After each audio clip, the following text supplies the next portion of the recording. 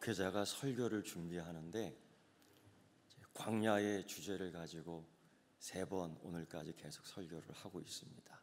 너무 감사한 거는 찬양대가 그 말씀과 맞추어서 그 광야를 걸어가는 그 찬양을 하는데 이 영성이 맞아야 돼요.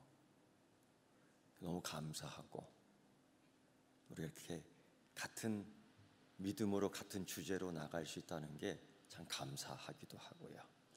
우리 찬양대 우리 다시 한번 박수 한번.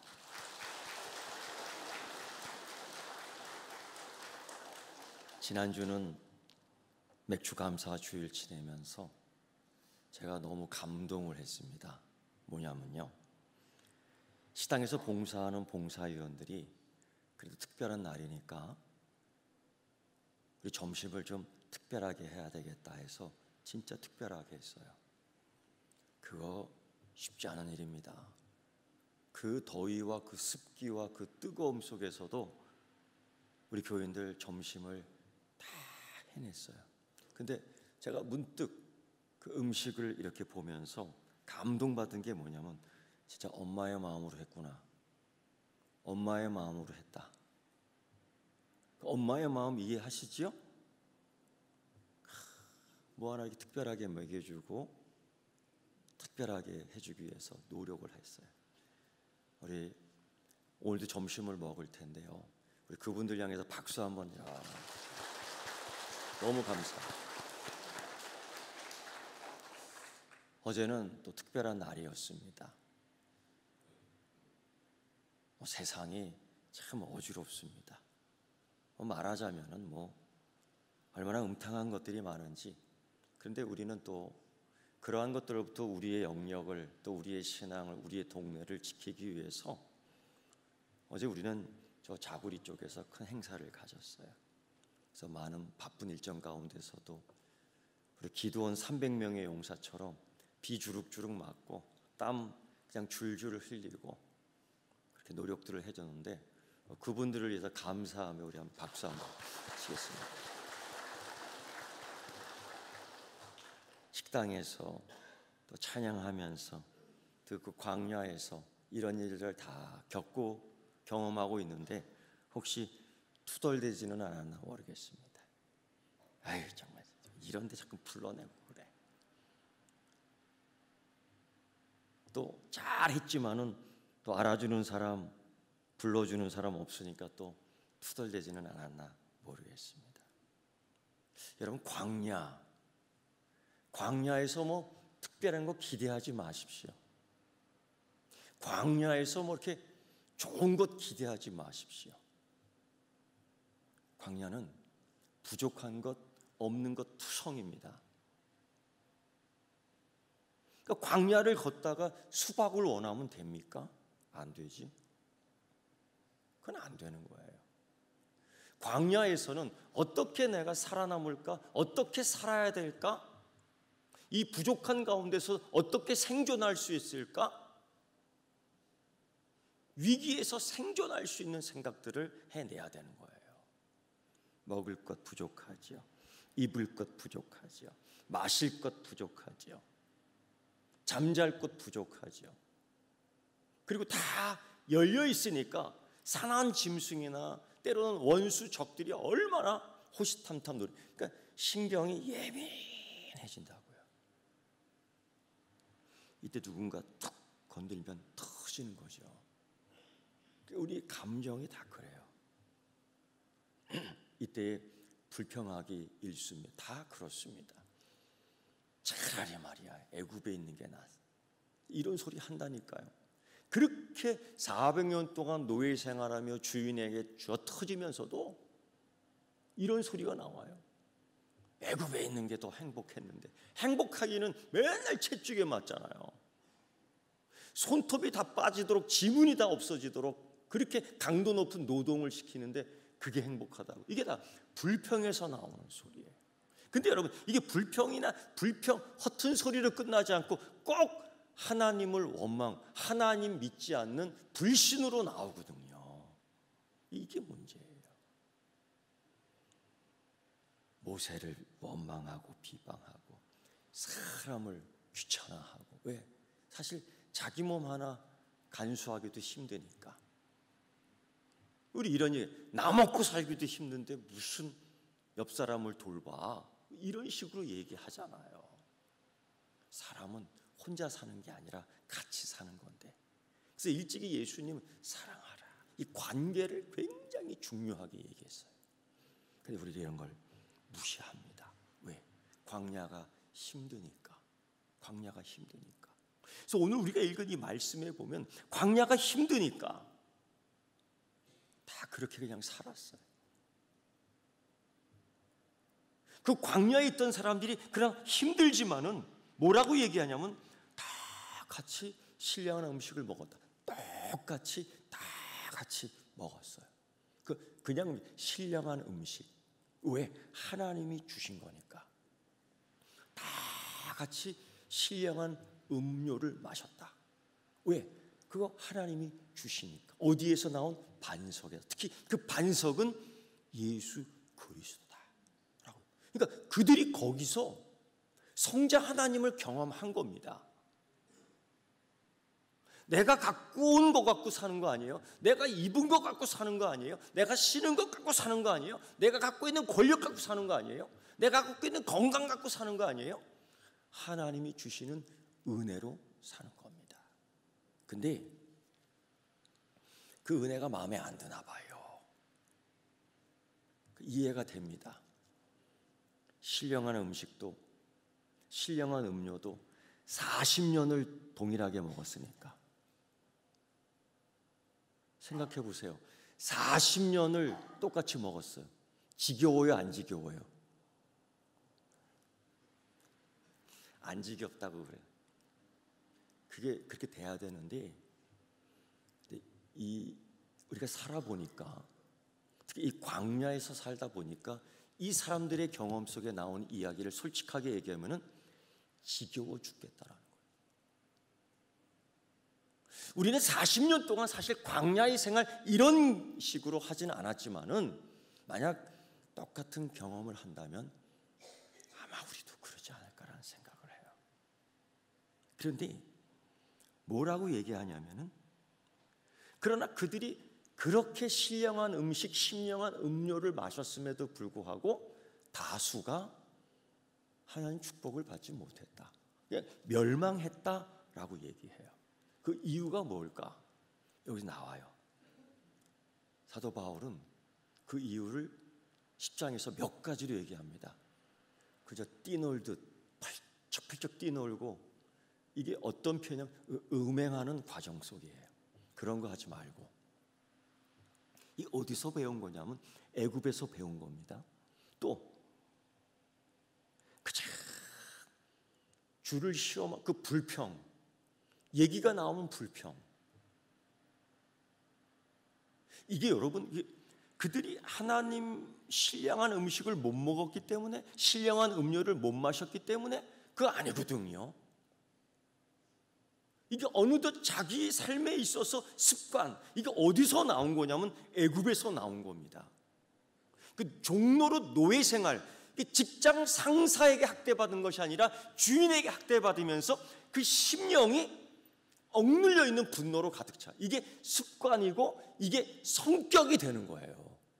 믿음이 없어서 그런 얘기하는 게 아니라 성품 때문에 자꾸 그게 튀어나오는 거예요. 우리가 어떤 분에게 그 믿음이 없으니까 그래. 그게 아니라 성품이 그렇게 됐어요. 근데 하나님이 그들을 광야로 끌고 나온 거예요. 광야로 나오니까 그 억눌려 있던, 그 숨겨져 있던 그것들이 하나둘 다 나옵니다.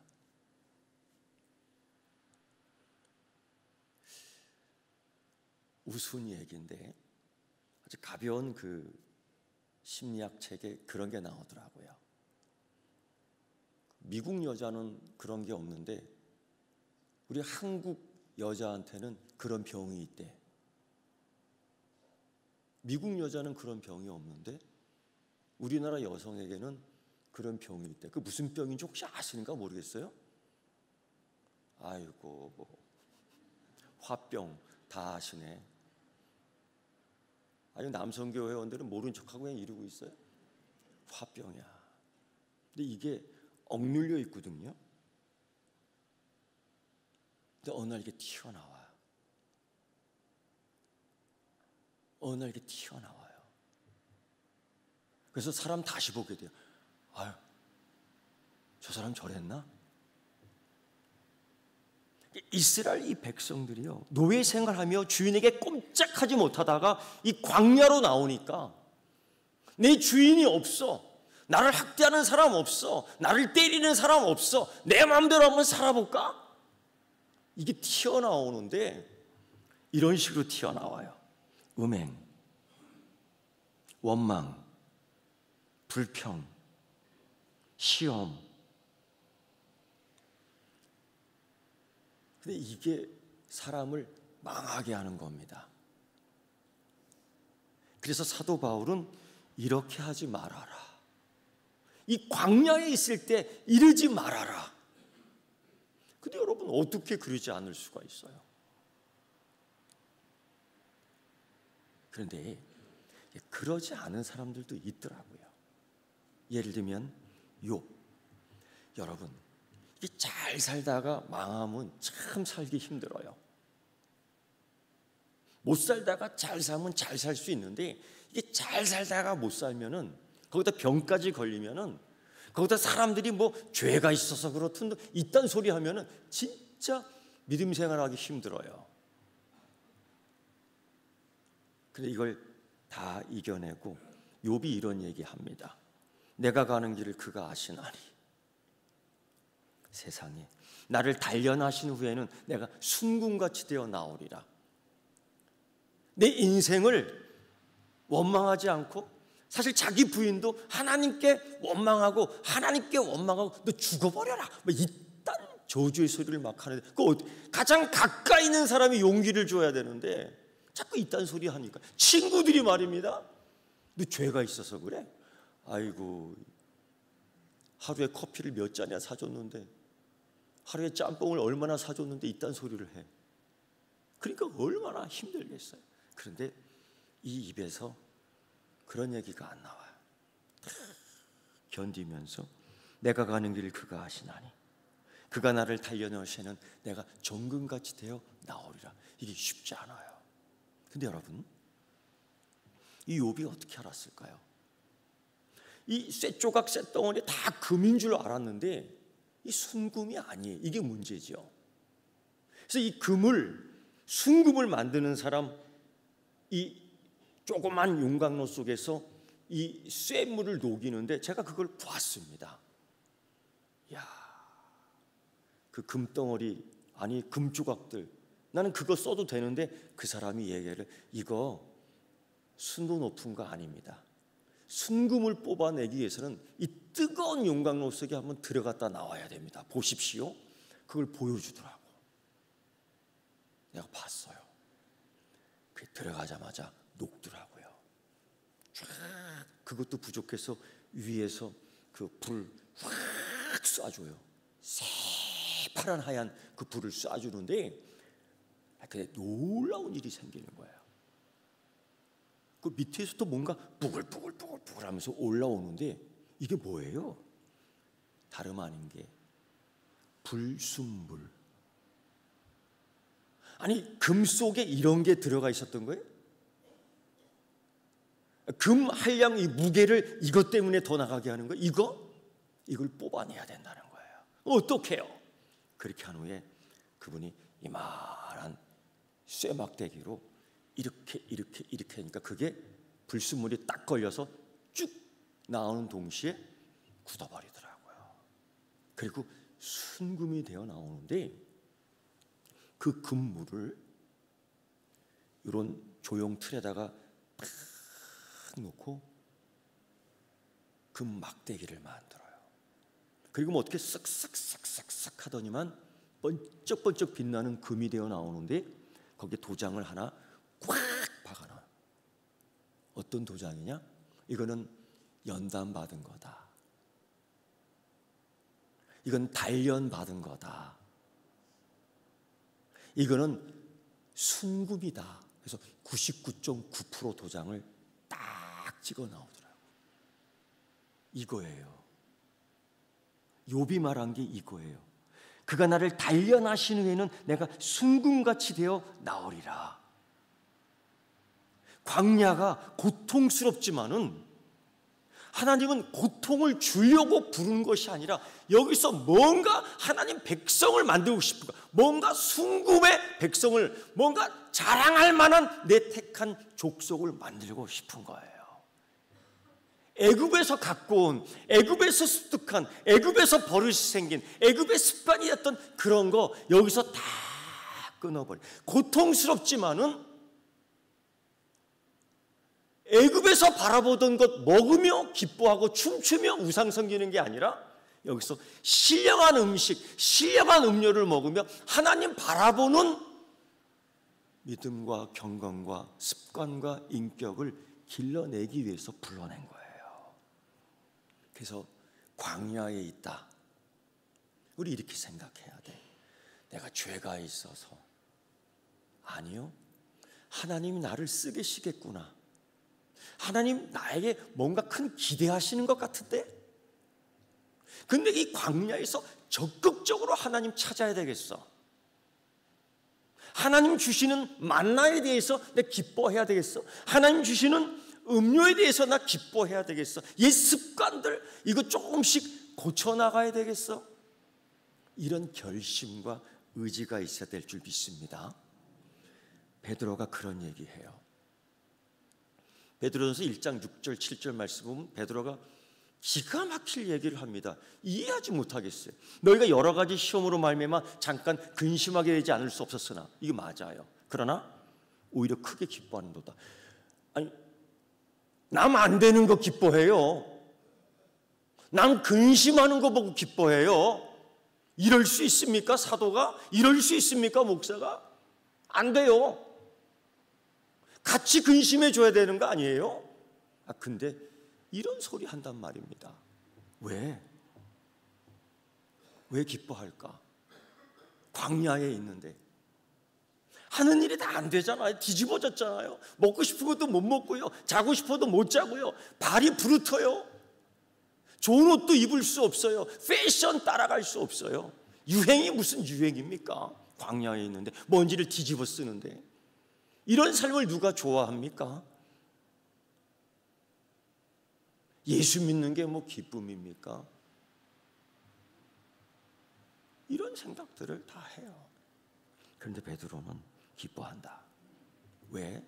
너희 믿음의 확실함은 불로 연단하여도 없어질 금보다 더 귀하여 예수 그리스도 나타날 때 칭찬, 존귀, 영광을 받게 하려 함이라. 세상에 환난을 겪는데 시험을 겪는데 이걸 불로 연단하여도 금보다 더 귀하게 여길 예수 그리스도께서 그러니까 금보다 더 귀하다는 거예요. 뭐가? 칭찬과 영광과 존귀가.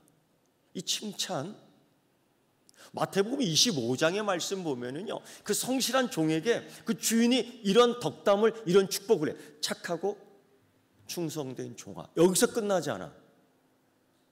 네가 작은 것 갖고 힘썼으니 더 큰 걸 주리라. 배로 줘요. 그리고 주인의 상에서 함께 먹는 축복을 줘요. 여러분, 종이 주인하고 같이 먹어요? 이것보다 더 큰 축복이 어디 있어요? 이런 축복을 받는 우리 서귀포 교인 되기를 축원합니다. 이왕이면 존귀는 뭔데요? 영광은 뭔데요? 영광 이거 하나님만 갖고 있는 특징입니다. 근데 이거를 나한테 주겠다는 겁니다. 여러분, 받으려면 이런 거 받아야 돼요. 축복을 받으려면 이런 축복 받아야 돼요. 존귀? 이거 예수님이 십자가 지시고 받은 존귀입니다. 이거를 주시겠다는 거예요. 이거를. 그래서 시험을 만났다. 광야에 들어갔다. 가장 중요한 거 아이고 하는 것이 아니라 하나님이 나를 크게 쓰시려나 봐. 이런 기대가 있는 소망이 있기를 축원합니다. 이 베드로만 이르지 않았어요. 사도 바울은 자기가 경험했습니다.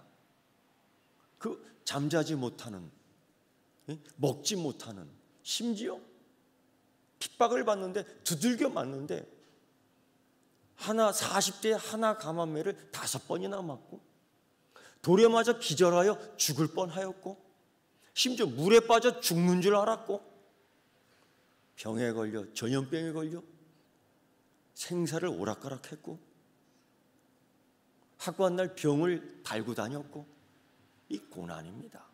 하나님, 내가 하나님 말씀을 증거하고 내가 하나님께 영광 돌리고 내가 복음을 전하려고 하는데 건강하게 해주시고 하나님이 조금만 도와주시면 내가 이 물질 갖고 선교도 할 텐데요. 우리 이런 기도하지 않습니까? 하나도 안 들어주셔. 응답 안 해주셔. 오히려 하는 일마다 어려워지는데 어찌 내가 하나님을 믿을 수 있고 어찌 내가 하는 일 가운데 곤란하고 핍박을 받는데 내가 하나님을 어떻게 편하게 증거할 수 있습니까? 충분히 그럴 수 있죠. 우리 그런 생각한다고요. 근데 사도 바울은 뭐라고 얘기하냐면 다만 이뿐 아니라 우리가 환난 중에도 즐거워하나니. 아니 이 사도 바울도 똑같아. 아까 베드로는 이 시험으로 오히려 기뻐한다. 베드로는 이 환난으로 즐거워한다. 이 제정신입니까? 근데 왜 즐거워하냐? 이 환난은 인내는 연단은 소망을 이루는 줄 믿기 때문에 이 광야에서의 환난을 이겨낼 때에 소망이 내 거가 되는 거예요. 그러니까 베드로와 사도 바울의 이야기를 들어보면 이 영광, 존귀, 칭찬, 소망 이 4가지가 다 내 거가 되는 겁니다. 할렐루야. 이게 하나님께 받으려면 이런 거 받아야 되는 겁니다.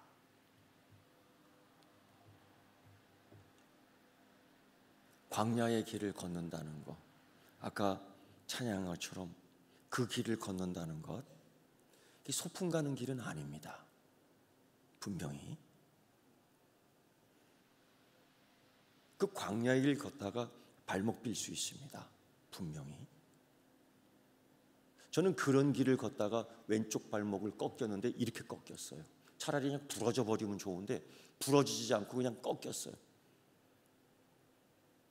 근데 그게요, 잘못하면 해마다 한 번씩 꺾여요. 확 꺾여. 그때마다 그런 생각해요. 하나님, 그때 저를 지켜줬지요. 기억나는 거예요. 어이, 또 꺾였어. 이거 아니에요. 하나님 그때 살려줬지요. 하나님 그때 구해줬지요. 이 상처는 은혜의 상처지요. 할렐루야. 그러한 믿음의 습관과 연습이 길러져야 될 줄 믿습니다. 여러분, 요셉 아십니까? 그렇게 어린 시절부터 고생한 사람이 아마 없을 거예요. 이렇게 고생하면 상처가 많아요. 이 억압된 분노가 이렇게 감춰져 있어서요, 사람들 만나면 복수하려고 해요. 너는 나보다 잘 살았지? 너는 아버지 사랑 다 받고 살았지? 나는 못했어. 너는 형들하고 우애 좋게 살았네? 집안이 좋아서? 나는 그렇게 못 살았어. 이런 식으로 사람한테 막 원수 갚으려고 그래요. 요셉이 꼭 그런 일을 당했습니다. 그런데 요셉은 하나님에게서부터 꿈을 꿉니다. 리더의 삶을 살도록 꿈을 갖게 됐어요. 그런데 이게 아직까지 인격이 좀 부족해요. 서툴러요. 그러니까 이런 것들을 형에게 자랑하고 아빠 엄마에게 자랑하고, 형들도 나한테 절할 거야, 아빠 엄마도 나한테 절한다니까, 이딴 소리로 떠들어대는 거예요. 믿음은 있어도 겸손하지 못해. 믿음은 있어도 교만해. 이게 가능할까요? 가능해요. 그러니까 우리가 이런 경우 참 많은 거죠. 또 그런 모습이 꼴보기 싫으니까 이 형들, 이 배다른 형들이 얘를 구덩텅이에 그냥 빠뜨려 놓습니다. 공포를 주는 거죠. 근데 또 생각에 이게 또 아버지한테 가서 또 꼰질르면 고발하면 고자질하면 어떡할 거예요? 참 죽여버리자. 살인의 위협도 느끼는 거예요. 근데 그 형들이 그러잖아요. 정말 죽이는 건 안 되니까 팔아먹자고요. 팔립니다. 노예로. 노예 생활을 합니다. 잘하는 것 같았는데 여기서 끝나지 않아요. 그 옛날에는 인권이라는 것도 없죠. 인격이라는 것. 노예가 무슨 상품이지 사람입니까? 갖고 노는 놀이개예요. 그 주인집 여자가 이 잘생긴 요셉을 갖고 놀라고 그래요. 근데 요셉은 그 광야 같은 자기 인생이 무너지기 시작하는데 그럼에도 불구하고 이렇게 고백해요. 내가 하나님 앞에서 죄를 질 수 없습니다. 도망가요.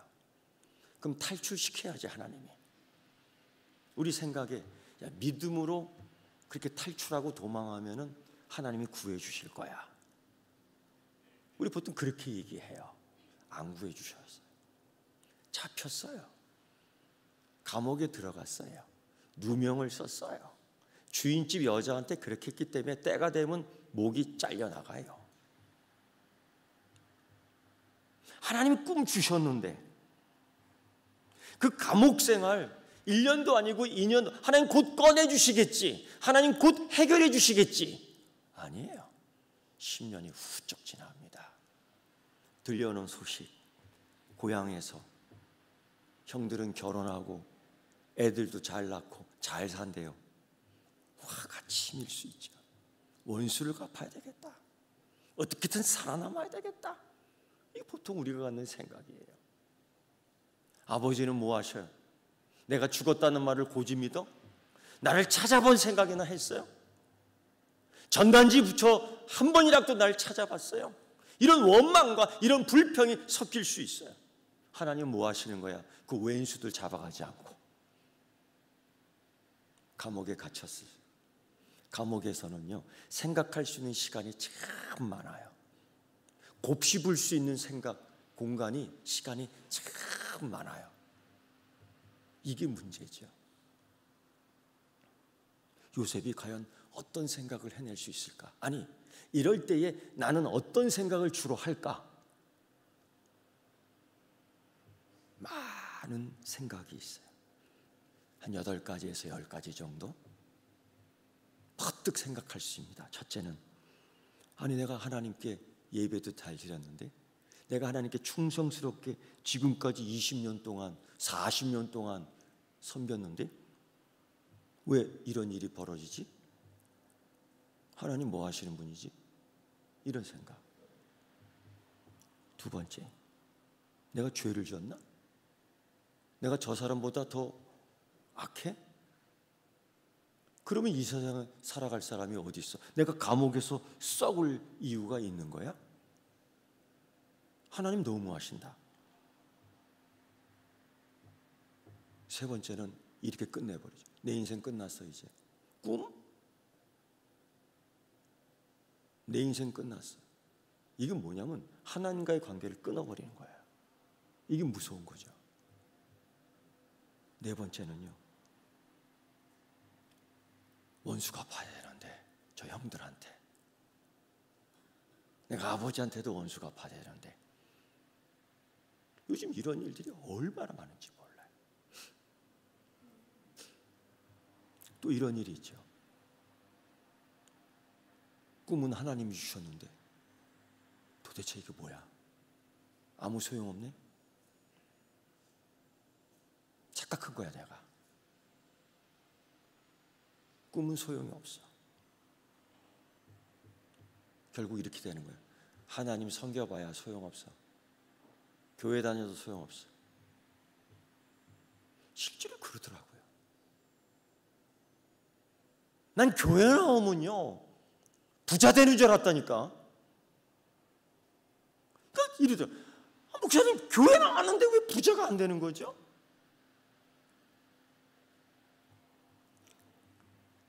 요셉이 이렇게 얘기해요. 나 하나님 주신 꿈 갖고 지금까지 순종하면서 살았는데 유익한 게 아무도 없네. 순종하면 할수록 어렵게 사는 거예요. 이게 원망이 되고 불평이 돼요. 이게 요셉이 생각할 수 있는 가능성, 아니 우리가 보통 하는 생각들 9가지 10가지 정도 나왔는데 여기서 한 서너 개는 다 이렇게 할걸요? 서너 개는? 여러분, 누구도 요셉이 이런 생각한다고 비난할 수는 없죠. 어느 날 요셉이 지하 감옥에 갇혀 있는데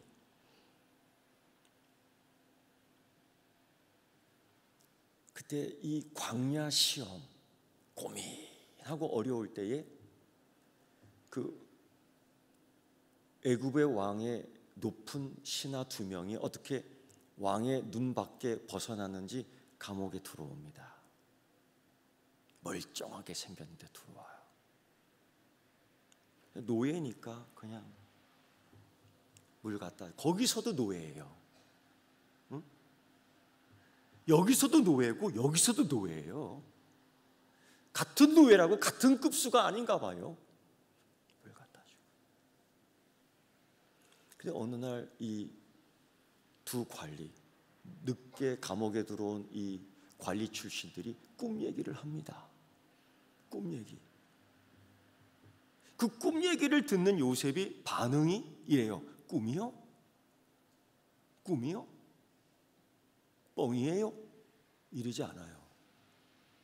꿈이라고요? 제가 꿈에 대해서 좀 알지요. 내가 아는 게 아니라 하나님이 내게 은혜를 주셔서 그 꿈을 내가 좀 알 수 있습니다. 10여 년 동안 꿈을 꾸지 못했어. 이 광야에서 하나님 소위 주시는 은혜를 경험하지 못했어요.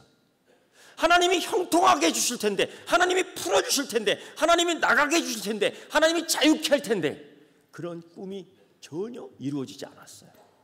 그러면 이 꿈을 버릴 만한데, 이 꿈이 하나님에게서 왔다고? 이 꿈이 하나님이 주신 거라고? 소용이 없어. 꿈이라고요? 허무한 겁니다. 꿈이라고요? 소용이 없는 겁니다. 꿈이라고요? 허망한 겁니다. 꿈이라고요? 쓸데없는 겁니다. 잊어주세요 라고 말할 수 있겠지. 광야의 자기 경험에 빗대어 얘기한다면. 그런데 요셉은 그렇게 얘기 안 해요. 꿈이요? 내가 좀 아는데요. 무슨 꿈입니까? 여차여차 얘기를 해요. 이런 걸 볼 때에 요셉이 거기서 꿈을 버리지 않았어요. 요셉이 거기서도 꿈을 붙들고 있었어요. 꿈을 버린다는 것은 하나님께 불평한다는 거예요. 꿈을 버린다는 것은 사람을 원망한다는 거예요. 꿈을 버린다는 건 원수 같겠다는 거예요. 그런데 꿈을 버리지 않았어요. 하나님이 인도한 광야야. 하나님이 나를 여기까지 인도하셨어. 하나님이 나를 단련하신 후에는 나를 순금같이 나오게 할 거야. 이 과정 속에서 내가 하나님 이야기를 듣기만 했지만 내가 이제 눈으로 볼 수 있어. 이 욥의 고백처럼 그런 고백이 나와야 될 줄 믿습니다.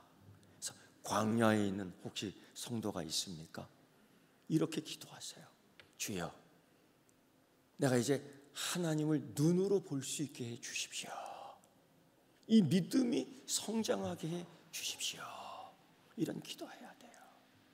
원망을 잠깐 붙들어 매고 하나님이 나를 모를 리 없어요. 예수님 말씀하셨죠. 내 머리털 몇 개인지 안다고요. 그가 나를 단련하시는데 내가 가는 길을 그가 아신다고요. 이 믿음이 있기를 주의 이름으로 축원합니다. 요셉이 꿈을 해석해 줘요. 그런데 공교롭게도 안타깝게도 한 사람은 죽음에 이르고 한 사람은 다시 복귀를 해요. 회복을 해요. 여러분 어떡하겠어요? 그냥 죽을 사람이니까 산 사람한테만 이러지 말아라. 이 속 좁은 인간이에요. 거기에서 두 사람을 다 섬겨요. 이 죽을 사람한테 섬겨봤자 뭐 유익이 있어? 산 사람만 섬겨요. 이게 좋은 성품이 아니에요. 죽지만은 내 섬김을 통해서 이 사람이 하나님을 알지 않겠어요? 참 이런 부분에서 인색하다고요. 이게 그리스도인의 성품에 맞지 않는, 이거는 축복받는 성품이 아니에요. 그렇다고 해서 이게 믿음이 없냐? 믿음은 있어요. 근데 열매 맺지 못하는 믿음이야. 빨리 우리가 이런 데서 탈출해야 돼요. 벗어나야 돼요. 내 인생에 있어서, 내 삶에, 내 그리스도인의 삶에 있어서 이 열매가 어느 정도이냐? 요셉이 그래서 뭐라고 얘기해요? 나를 잊지 마세요. 꿈대로 한 사람 죽고 한 사람 복귀하는데 잊어지나 봐요. 이것도 참, 왜 나는 이런 인생이 이럴까? 빨리 그 사람이 나를 알아봐 줬으면, 빨리 나를 그 사람이 인정해 줬으면, 빨리 내 인생이 좀 이렇게 승격이 됐으면. 다들 그런 생각하거든요. 요셉은 거기서도 또 기다려요. 그런데 결국 그 나라 넘버2 국무총리까지 되더라고요. 그런데 하나님 왜 그를 그 나라 국무총리로 만들었을까? 온 세계를 살리려고. 하나님이 세상을 이처럼 사랑하사 살리려고 국무총리가 돼서요, 하나님께 그 바로왕이 꾼 꿈을 또 해석해 주는데요, 7년의 풍년과 7년의 대궁핍한 그 가뭄, 이걸 중빅해 하잖아요. 여러분, 보통 사람이면 7년의 풍년을 쌀막걸리 만들지요, 보리 막걸리 만들지요, 땅콩 막걸리 만들죠. 다 그러지 않겠어요? 근데 그는 절제하며 7년을 기다리는 풍년을 산처럼 쌓아요. 그가 기다리는 훈련을 안 했더라면 어떻게 이룰 수 있어요? 이 기다리는 훈련이 없었더라면 어찌 세상을 구할 수 있어요? 끝나고 7년의 가뭄, 도합 14년이에요. 어떻게 살 수 있습니까? 어떻게 7년의 가뭄을 극복할 수 있습니까? 광야를 경험했기 때문이에요. 광야를 지혜롭게 경험했기 때문이에요. 그 지혜로운 경험이 없으면 다 멸망당하는 거죠. 다 죽는 거죠. 왜 요셉을 광야로 내보내 광야의 오랜 기간 동안 그를 시험했을까요? 살리기 위해서. 살리기 위해서. 내가 광야에 있다고요? 나만 광야에 있다고요? 그럴 수 있죠. 하나님은 나를 쓰시려고 특별하게 광야로 초대했다고요. 그 광야의 길은 소풍길이 아니면 분명해요. 그러나 오늘 이 사도 바울이 이렇게 얘기해요. 그와 같이 하지 말자. 그들처럼 하지 말자. 이거 본보기다. 이런 기대를 해도 좋을 것 같습니다. 하나님 나를 축복해 주실 거야. 하나님은 나를 크게 쓰실 거야. 하나님 나를 통해서 세상을 구하실 거야. 하나님 나를 통해서 이 땅을 거룩하게 할 거야. 이 믿음 흔들리지 않고 이 광야를 지혜롭게 잘 지나갈 수 있는 여러분 되기를 축원합니다. 기도하겠습니다. 하나님 아버지, 주 여호와 하나님께서 주시는 신령한 음식과 신령한 음료를 먹으며 감사하게 하여 주옵소서. 오늘 광야의 본보기를 기억하고 이렇게 하지 말자라는 사도 바울의 이야기를 들으며 광야에 이렇게 했던 또 다른 사람 요셉을 발견하며 그처럼 살기를 다짐합니다. 승리하게 하시고 우리 가정을 구하게 하시고 우리 동네를 구하게 하시고 이 나라를 구하게 하여 주시옵소서. 예수님의 이름으로 기도드리옵나이다. 아멘.